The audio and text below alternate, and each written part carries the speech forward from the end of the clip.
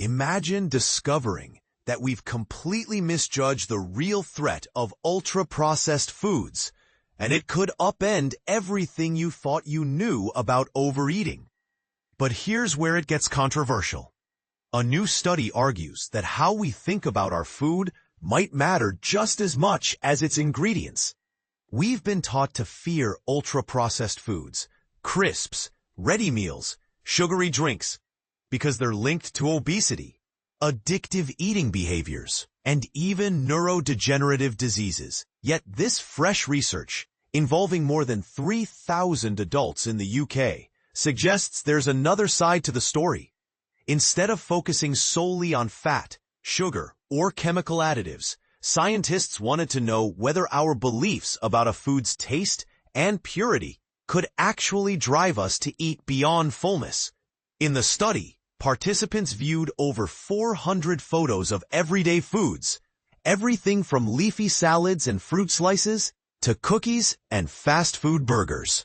Importantly, the images were stripped of brand labels so that judgment would be based solely on appearance. Volunteers rated each item on 2 scales, how delicious it seemed and how likely they would be to binge on it. Researchers then matched those ratings against 3 key data points: detailed nutritional breakdowns, fat, sugar, fiber, the NOVA classification, the system that flags a food as ultra-processed, and each person's own perception of whether the item was sweet, fatty, processed, or healthy. What emerged as the game changer was perception. Yes, calorie-dense and high-fat foods did trigger overeating, but so did any item deemed rich, sweet, or highly processed, even if it wasn't technically ultra-processed. Conversely, foods seen as bitter or high in fiber were far less binge-worthy. When the team combined nutrient facts with personal impressions, they predicted almost 78% of overeating incidents. In stark contrast, the NOVA UPF label alone explained under 4% of those behaviors. This isn't a free pass for ultra-processed foods.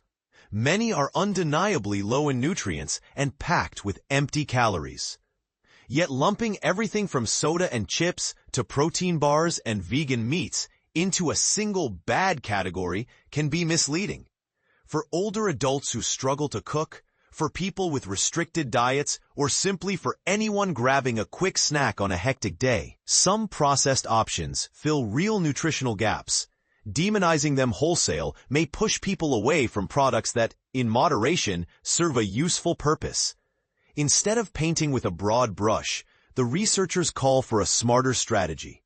First, boost food literacy so people recognize the difference between hunger and habit, and learn to spot emotional or social eating triggers. Next, reformulate products so they satisfy cravings in a more balanced way. Think enjoyable portion sizes rather than ultra-bland diet variants or hyper-addictive treats. Finally, delve into the underlying motives for our food choices, whether we're seeking comfort, convenience, or status, and tailor solutions accordingly. And this is the part most people miss. It's not just the processing level of foods that shapes our behavior.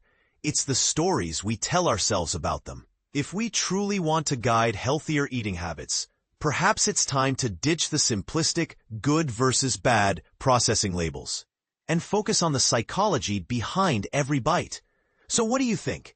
Have we been unfairly vilifying all ultra-processed foods, or is our mindset the hidden culprit fueling overeating?